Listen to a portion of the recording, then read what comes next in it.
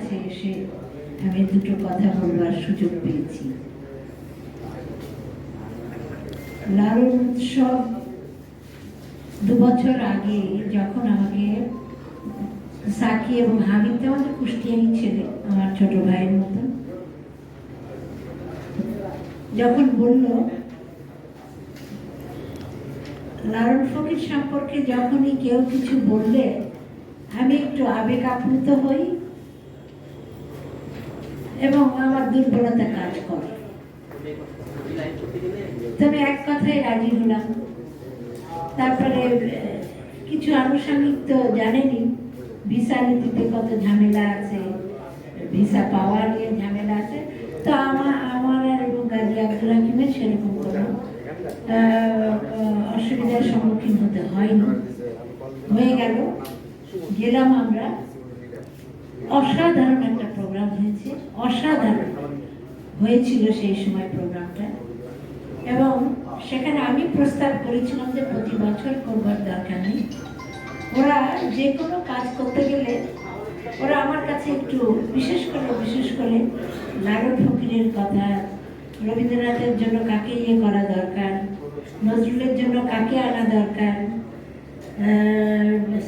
মানে চলচ্চিত্র বিষয় কি হিসাবে করা দরকার, এই বিষয়গুলো নিয়ে আমার সাথে সবসময় তারা যোগাযোগ রক্ষা করত এবং সেই বিষয়গুলো আমার সাথে শেয়ার করত।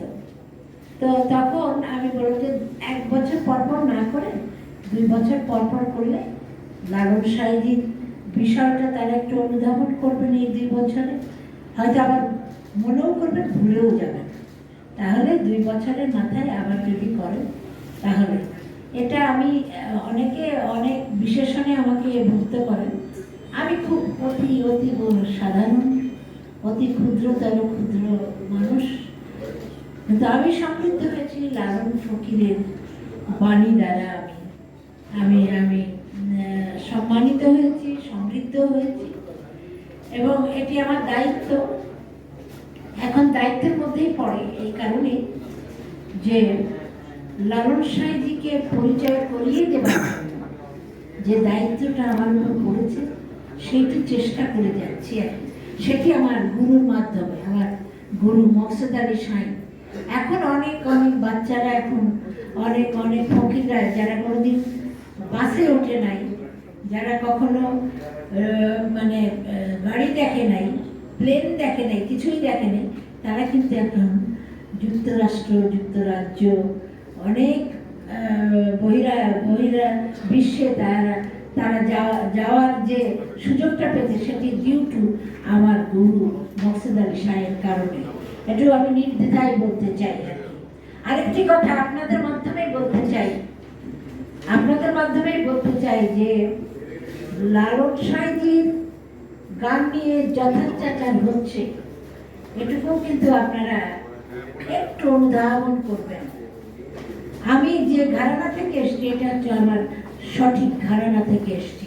খুব নির্দ্বিধায় কথাটা বললাম এই কারণে যে এখানে অনেক মহাশয় হয়েছে, অনেক গুরু হয়েছে, গুরু বাবা হয়েছে, গুরু মা হয়েছে, অনেকভাবে হয়েছে, কিন্তু শুদ্ধ লালন সাঁইজির বাণী। এবং এতদিন আপনারা হয়তো প্রশ্ন করতে পারেন যে এতদিন হয়নি কেন, আপনার মাধ্যমে কেন হলো? যদি আপনি সঙ্গীত বলেন তাহলে গুরু ধরে অবশ্যই শিখতে হবে, গুরু চরণ ধরে থাকতে হবে এবং আপনাকে পরিচর্যা করতে হবে সঙ্গীতের। এবং যেটা হয়েছে যে অনেক ফকিরদের সম্মান রেখেই কথাটা বলছি, এই কারণে তারা আছে বলেই কিন্তু আমরা আছি। আমি এই কথাটাই বলতে চাই যে ইউএসএ যে লালন উৎসব হবে, এবং আমিও অনেকে আমাকে ওখান থেকে ফোন করছে, আপা কবে আসছেন, কবে না, আগে আমরা লালন উৎসবটা আগে এবং পরের দিন কিন্তু আবার লোক উৎসব। এটা কিন্তু আমাদের আদি এবং অকৃত্রিম একেবারে গভীরে। এটাকে আপনারা জানেন কিনা, ইউনেস্কোর জরিপে তারা উপনীত হয়েছে লালন ফকির হচ্ছে ভাব জগতের শিরোমণি। সেটি আমার বাংলাদেশে। এটা যে যত কথাই বলুক, এখন অনেক দেশে অনেকভাবে গাওয়া হচ্ছে, কিন্তু আমরা চাই এটা বাংলাদেশের কেন, এখন এখন সারা পৃথিবীতে লালন সাঁইজির বাণী দ্বারা মেডিটেশন হচ্ছে। লালন সাঁইজির বাণী দ্বারা তারা নিজেকে আত্মশক্তি লাভ করছে। এটি এটি এটি আমাদের কত বড় গৌরবের বিষয়। এবং এটা আমরা জাপানে যখন গিয়েছি, সেটা জাপান, ফ্রান্স, আমরা ফ্রান্সের অপেরার একজন গায়িকা এবং তাদের যন্ত্রশিল্পী, এবং আমি এবং গাজী আব্দুল হাকিম আমাদের যন্ত্রশিল্পী লালনের গানে যে যৌথ আমরা যেটা একটা প্রজেক্ট করেছি, সেটা এখন ওয়ার্ল্ড ওয়াইড তারা এটাকে আমরা বেলজিয়ামে গিয়ে সেটা রেকর্ড করেছি।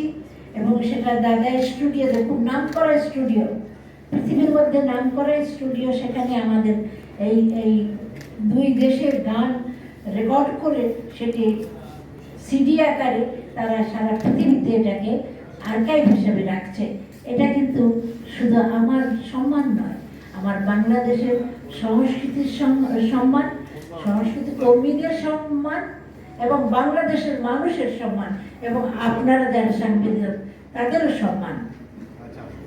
তো যাই হোক বেশি কথা বলে লাভ নেই। কাজে আমি বিশ্বাস করি। আমি লালন সাঁইজির গান আমি চেষ্টা করছি শুদ্ধভাবে গাওয়ানোর। এবং শুধু আমার একটা অচিন পাখি, আমার একটা সঙ্গীত একাডেমি আছে, ফরিদা পাটনা ফাউন্ডেশন আদলে সেটা পরিচালিত হচ্ছে। আমরা এ পর্যন্ত কোনো একটা জায়গায় পেলাম না, প্রতিষ্ঠানটাকে সুন্দরভাবে পরিচালনা করবার জন্য একটা জায়গা। অনেকে নাকি অনেক বিঘা জায়গা নিয়েছে, কি হয়েছে, আমরা কিন্তু পাইনি ভাই।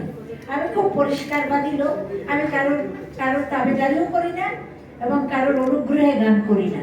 এবং আমরা একটা বাসা ভাড়া করে আমরা লালন সাঁইজির যে বাণী দ্বারা মানুষকে মানুষ হিসাবে নয়, মনুষ্যত্বভাবে আমরা তৈরি করবার চেষ্টা করছি আমার অচিন পাখির মাধ্যমে।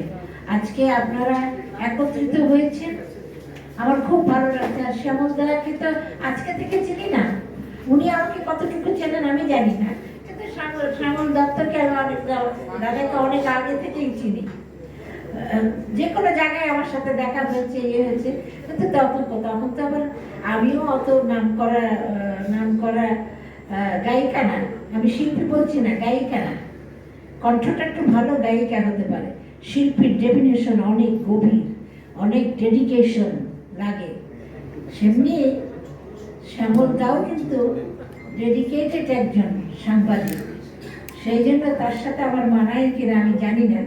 তারপরেও আজকে বাবু ভাই আমার অনেক ছোট হবে, বাংলাদেশে আসছেন, আবার আমেরিকা যাচ্ছেন, তার স্ত্রী যাচ্ছেন, উনি আসছেন শুধু এই অনুষ্ঠানটিকে সুন্দররূপে সুচারুরূপে করবার জন্য।